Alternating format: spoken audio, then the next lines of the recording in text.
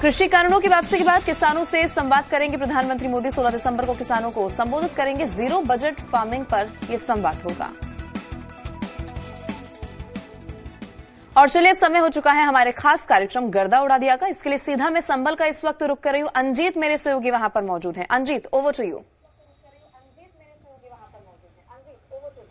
शुक्रिया लवीना। और गर्दा उड़ा दिया आज संभल जिले से। संभल जिले के बारे में आपको बताएं कि समाजवादी पार्टी का गढ़ कहा जाता है, लेकिन फिर भी 2017 में जो चुनाव हुए उसमें बीजेपी ने सेंध लगा दी।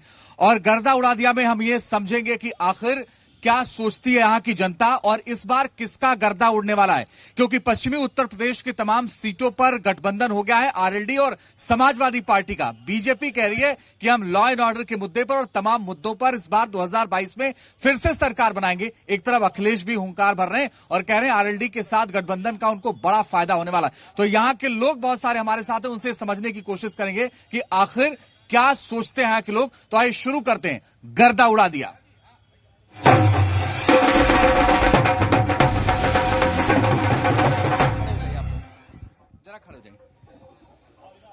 तो सीधे ये समझने की कोशिश करते हैं कि आखिर क्या सोचते हैं यहाँ के लोग। ये बताइए बाबा, इस बार किसका गर्दा उड़ने वाला, कौन सी पार्टी गर्दा उड़ाएगी? जो है किसानों का जो फायदा करेगी वही पार्टी रहेगी इस देश में जो है, क्योंकि जो है किसान रहेगा तो खाना पैदा होगा और खाना पैदा होगा तो भविष्य रहेगा। इस बार किसका गर्दा उड़ने वाला है? बीजेपी का गर्दा उड़ जाएगा, समाजवादी की सरकार बनेगी। अच्छा, यही बताइए किसका गर्दा उड़ेगा? इस बार समाजवादी का गर्दा उड़ेगा और बीजेपी पीछे रहेगी। अच्छा, और बाकी लोग भी हमारे साथ हैं। इस बार क्या होने वाला है? अखिलेश भैया ही नजर आ रहे हैं भैया सबको। हमारे अन्नदाता अखिलेश यादव, समाजवादी जिंदाबाद। समाजवादी पार्टी जिंदाबाद, ये बता रहे हैं। आप बताइए क्या लग रहा है इस बार आपको? विकास पुरुष अखिलेश यादव जी की सरकार आ रही है, बीजेपी की सरकार जा रही है।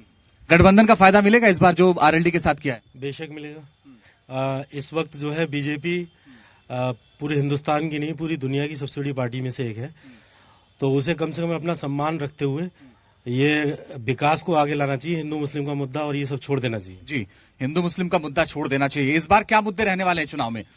समाजवादी पार्टी का तो विकास का ही मुद्दा रहता है हमेशा, लेकिन बीजेपी जो पार्टी है वो विकास से कोसों दूर है और समाजवादी पार्टी की सरकार पूर्ण बहुमत से आ रही है। इस बार क्या होने वाला है, कौन सी पार्टी गर्दा उड़ाएगी?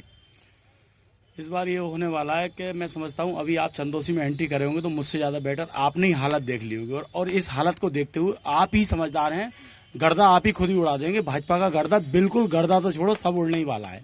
मैं नहीं, ये आप जनता उड़ाएगी। महंगाई आप देखो, क्राइम देखो, और ये रोडों की हालत देखो। सबसे पहला विकास का मुद्दा था इनका। सब एक ही झूठ बता रहा हूँ, 15 दिन में सरकार बनने के बाद गड्ढे भर जाएंगे, और मैं समझता हूँ आपके पेट का भी पानी हिल गया। मैं आ रहा हूँ आपके पास, और भी बहुत सारे लोग हैं। आप बताइए क्या होने वाला है इस बार चुनाव में? मेरे बड़े भाई ने जो कहा है कि समाजवादी पार्टी पूर्ण बहुमत के साथ आएगी, लेकिन मैं आपको ये भी बता देना चाहता हूँ, योगी सरकार के विकास कार्य जो किए गए हैं उस पर भी जनता ध्यान देगी। मैं किसी राजनीति से ताल्लुक नहीं रखता हूँ, भारत का नागरिक हूँ, एक सक्षम वोटर हूँ। बताइए। ये वाली बात बिल्कुल गलत है। योगी जी के क्षेत्र में ही आप देख लीजिए कितना विकास हुआ है, और बीजेपी पूर्ण बहुमत से आएगी, 350 से प्लस आएगी। गर्दा उड़ेगा इस बार? बिल्कुल, समाजवादी पार्टी का उड़ेगा। और आप विकास में आप देखिए, आप क्या कहते हैं, इस समय बनारस का हाल आप देखिए, कितना बढ़िया बनारस है, और क्राइम तो बिल्कुल नील वाटर। बताइए, बोलिए। बनारस जाने की जरूरत नहीं है, चंदोसी देख लो। चंदोसी में कितना विकास हुआ है, सड़कों में क्या हाल है, चंदोसी जाकर देख लो पहले, बाद में। जी बताइए।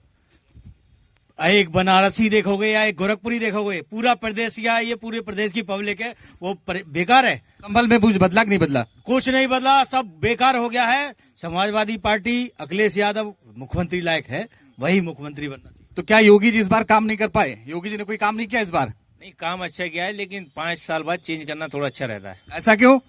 कुछ और नया देखने को मिलेगा इसलिए। तो ये बदलाव क्यों? अगर काम किया है तो फिर रिपीटेशन क्यों नहीं, बदलाव क्यों? काम योगी जी ने भी कहा है, ऐसा नहीं है, लेकिन अब चाहते हैं कुछ अच्छा हो, रोजगार के लिए थोड़ा होना चाहिए। रोजगार के लिए कुछ काम हुआ इस बार कि नहीं हुआ?